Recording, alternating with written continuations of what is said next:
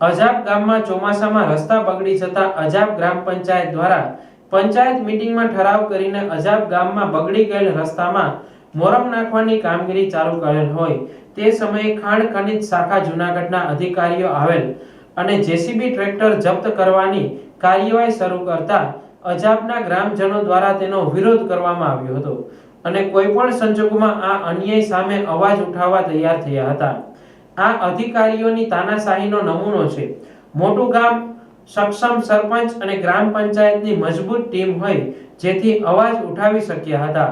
મોટી સંખ્યામાં ગ્રામજનો અને ગ્રામ પંચાયતની ટીમ ભેગા થતા અધિકારીઓ પણ થોડા સમય માટે અનિર્ણાયક સ્થિતિમાં આવી ગયા હતા અને પોલીસનો કાફલો પણ આવી ગયો હતો।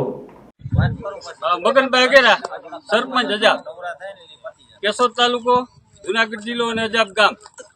અમારા અજાબ ગામની અંદર ચોમાસાને કારણે બજારની અંદર કાદવ કીચડ હોવાથી ગત પંચાયત મિટિંગની અંદર અમે ઠરાવ કરેલો કે જ્યાં જગ્યાએ કાદવ કીચડ હોય એ જગ્યાએ મોરમ પાથરવી। આજે અજાબ ગામની અંદર ગૌચરની અંદરથી મોરમ કાઢી અને પાથરવાની કામગીરી હાલતી હતી। એ સમયે જુનાગઢ ખાણ ખનીજના અધિકારીઓએ આવેલા અને કીધું કે ગામમાંથી ફરિયાદ મળેલી છે।